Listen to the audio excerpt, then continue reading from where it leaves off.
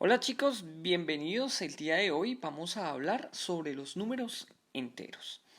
Vamos a hacer una breve explicación de lo que son los números enteros. Empecemos entonces. Sabemos, antes de hablar de los números enteros, debemos hacer un breve repaso de lo que ya sabemos. Y sabemos que el conjunto de los números naturales que van desde el 1, 2, 3, 4, 5, 6 y hasta el infinito son lo que corresponden al conjunto de los números naturales. Muy bien, pero entonces diría uno, bueno, si van hasta el infinito, ¿no estarían hablando ya de todos los números? Pues ¿a dónde podríamos entonces colocar los enteros? Si ya hablamos del 1 hasta el infinito, ¿qué número nos faltaría? Pues bien, ya habiendo pronto analizado un poco, podemos ver que hay números en los cuales en los números naturales no se tenían en cuenta. Como por ejemplo, si podemos observar el número cero.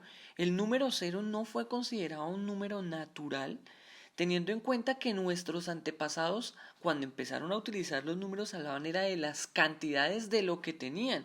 Pero cuando no tenían nada, no hablaban de ninguna cantidad, simplemente hacían referencia a que no tenían nada.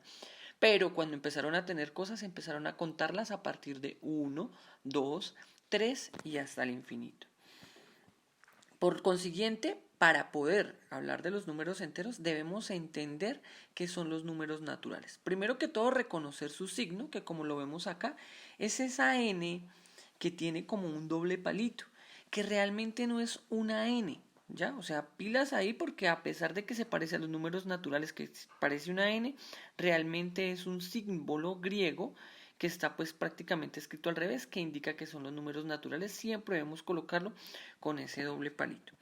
Ya habiendo estudiado los números naturales, hablemos ahora sí entonces de los números enteros. Recordemos entonces ya siempre no olvidarnos del símbolo de los naturales. Hablemos ahora sí de los números enteros. Si ya sabemos que los naturales son el 1, 2, 3, 4 y hasta el infinito, pues los números enteros tienen que hacernos referencia a otro tipo de números y ya hablamos de uno que fue cuál. Entonces sabemos que ese número, ¿cuál sería? El número cero. Muy bien, o sea que el número cero ya hace parte del conjunto de los números enteros. Bueno, bien, ya sabemos que son el cero, el 1, el 2, el 3 hasta el infinito, pero también debemos agregar los números negativos. Menos 1, menos 2, menos 3, menos 4, menos 5 y hasta el infinito. Pilas ahí con eso. O sea, hace que conociendo esto, el número de los números o el conjunto de los números enteros es mucho más grande que el conjunto de los números naturales. ¿Por qué? Porque los números naturales solo son los positivos, mientras que en los enteros tenemos los negativos y además el cero.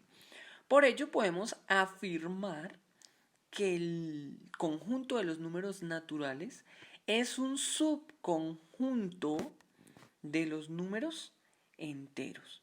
¿Ya? Quiere decir que los números naturales pertenecen al conjunto de los números enteros. ¿Listo?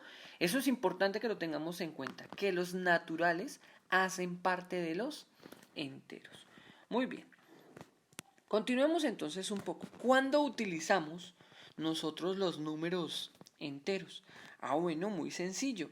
Los números enteros se empezaron a utilizar por nuestros antepasados cuando ellos empezaron a adquirir deudas, cuando ellos quedaban debiendo algo, tuvieron que encontrar la manera de expresar la cantidad de lo que quedaban debiendo. Les hago un ejemplo así rápidamente. Una persona quería cambiar una vaca por unos chivos.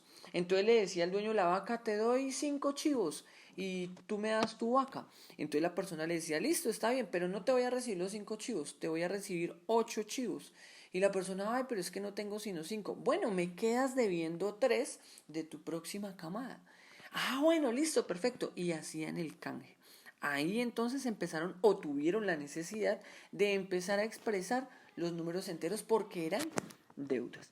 Por consiguiente, una de las primeras utilizaciones que se le dieron a los números enteros, en este caso los negativos, fueron las deudas.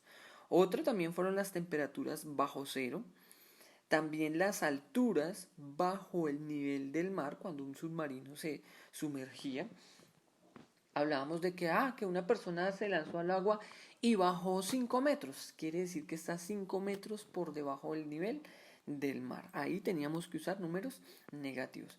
En la temperatura, cuando hace demasiado frío, cuando tenemos el invierno, por ejemplo, que tenemos temperaturas de menos 10 grados centígrados. Menos 10 quiere decir que la temperatura cero es como el frío, pero si baja la temperatura de 0 grados, ya empieza a ser temperatura bajo cero y utiliza entonces este tipo de nomenclatura. Bajo cero lo utilizamos entonces como número negativo, depende de la cantidad.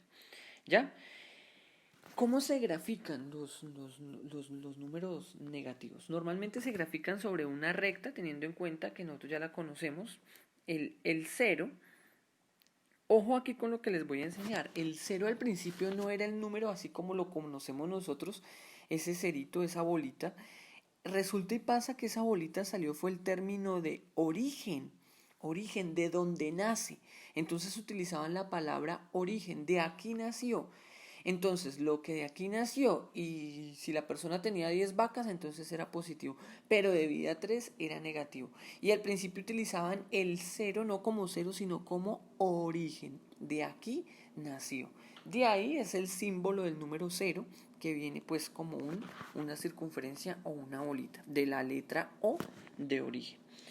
¿Qué más debemos saber de cuando se grafican? Todos los números que están a la derecha del cero son los números positivos y todos los que están a la izquierda del cero son los números negativos.